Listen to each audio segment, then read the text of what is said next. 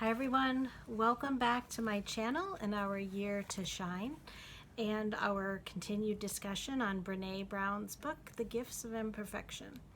We are on guidepost number 6 now, or just plowing our way through these, over halfway through now. This one is about cultivating creativity. And in that case, because with each of the guideposts, we're always letting go of something to be able to cultivate the guidepost. So we're letting go of comparison. This reminds me of several of our entries from last year during our Simple Abundance year with Sarah Ban Breathnach's book, because we were really encouraged by Sarah to be pursuing some sort of creative outlet. And Brene is right on board with that. And she makes a point that people are often prone to saying like, oh, I'm not creative, or I'm not talented, or maybe like Brene shares a story from her childhood where she was creative up to a point, and then after, she says, I think 5th grade, she doesn't remember doing anything whatsoever creative. And before that, she had been like helping her mom with all kinds of projects and things, and probably around that prepubescent or preteen, I guess I should say, time is when you do start to notice or maybe there's comments made about something that you created that you realize is maybe subpar in the critic arena. But Brene and Sarah from last year, they were both just trying to get us to do something. And maybe it's something you've always wanted to do. Brene encourages us to try something that might even scare us. And we talked about this, I think Cheryl Richardson encouraged us in one of the entries last year too, to think about what you wanted to do when you were little and not putting a limit on it. Like maybe you're going to go and take ice skating lessons or do something that would be totally out of your element, and just see how it goes. She encourages us to take a class, and but in doing these sorts of things, you have to let go. I have a kitty. You have to let go of that comparison. And I remember sharing for my birthday when we had the painting party one year, how I felt my own insecurities coming up looking at, I definitely was comparing my creation to not only the artist's one that we were supposed to be following, but then everybody else and how well they were doing. So I still had fun, but I think I let the comparison take over too much.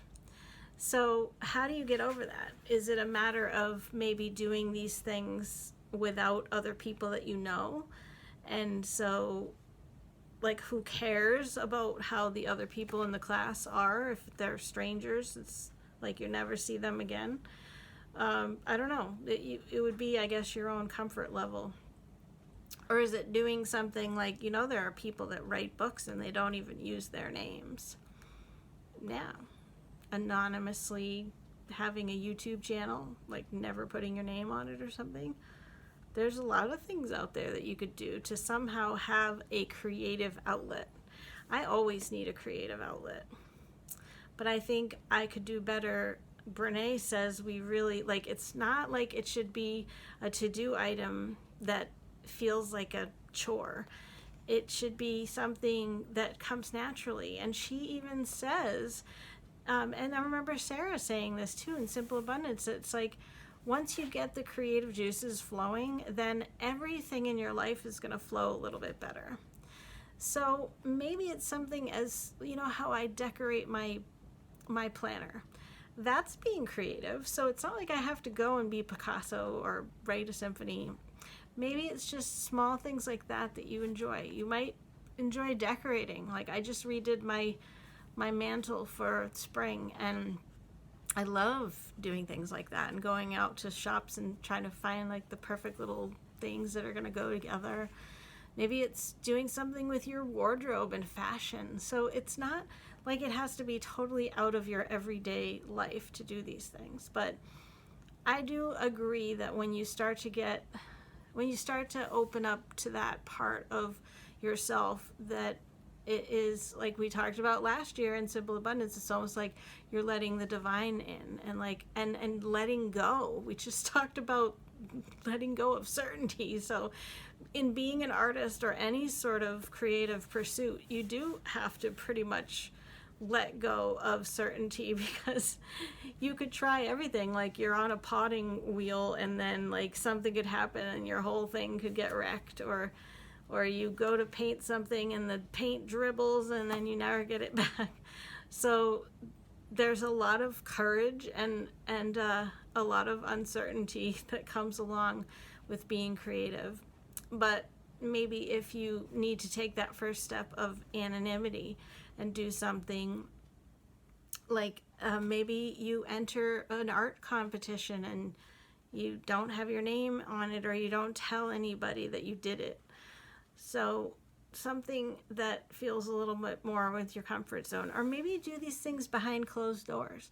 It could be adult coloring books. It could be like right now they have a lot of the virtual painting classes and things like that online. So you just tune into some Zoom thing and you get all the things, and then maybe you throw it away afterwards, but you still had fun doing it in the meantime. So I feel encouraged by this guidepost because I forget sometimes. I know I'm creative in a lot of ways, but I think I forget how important it is and how it can make your heart come alive and for life to just feel more vibrant. I was thinking about how recently I just got on this kick and I started painting furniture.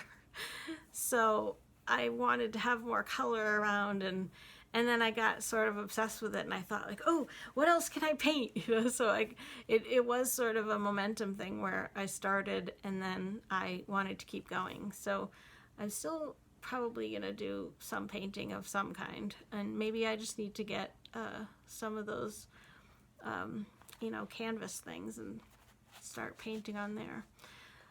And it could be abstract. It doesn't even have to be like it's going to look like something. You can go to the pottery places and make mosaics and mandalas, and you can color other people's art if it's really that difficult for you to start from scratch. Or you could write something. I used to write poetry. I don't know. I don't write poetry anymore. So yeah, this is a good reminder that creativity is important, and then along with that, if we're going to cultivate it, we have to get out of that comparison mindset. And I like some of the things that Brene says she learned from her research in terms of creativity. The only unique contribution that we will ever make in this world will be born of our creativity. And that might seem like a novel thought, but think about anything, like even some sort of something that doesn't even seem creative, like going to the moon or whatever. That seems more mathematical or something like that. But think of how much creativity that took for somebody to even think, wow, I wonder if we could get up there onto that moon. So it is about creativity. And if we want to make meaning, we need to make art. And that could be cooking, writing, drawing, doodling, painting, scrapbooking, taking pictures, making collages, knitting, rebuilding an engine, sculpting, dancing, decorating, art, or acting, singing. It doesn't matter. As long as we're creative, then we are cultivating meaning. I think that makes sense too. Because where we were talking about, if you are looking for the inspiration or the spiritual part of life to give you a sense of resilience, like we talked about, and in terms of meaning and like why are we here, then if you're creating something, it might help with that. And then you also might be thinking like, what is my legacy? What am I going to be remembered for? Maybe I helped paint this school, or I did a mural somewhere, or I don't know. I almost just said like I picked up garbage somewhere. I suppose that's being creative too, if you're really like picking up a yard. So there's creativity that can go into a lot of things. And some of it can even be just in imagining things too. So you can be creative with your mind. So take a class. Risk feeling vulnerable and new and imperfect. There's wonderful online classes, especially now. If you need to move, flexibility. You could dance in behind closed doors with somebody on YouTube. Try something that scares you. You never know where you'll find your creative inspiration. So be on the lookout for it. I hope that gave you a little bit of inspiration. Go back and watch some of those videos from last year too, because we talked about hobbies and how there can be a lot of creative hobbies as well. There's so much from the Simple Abundance path that really, there's a lot of crossover with Brene's words in this book as well. Hope you're enjoying it. We are, like I said, over halfway through. We'll make it till the end, and we'll be thinking about a new book for April. Thanks for being here, and I will see you on the next video. Bye-bye.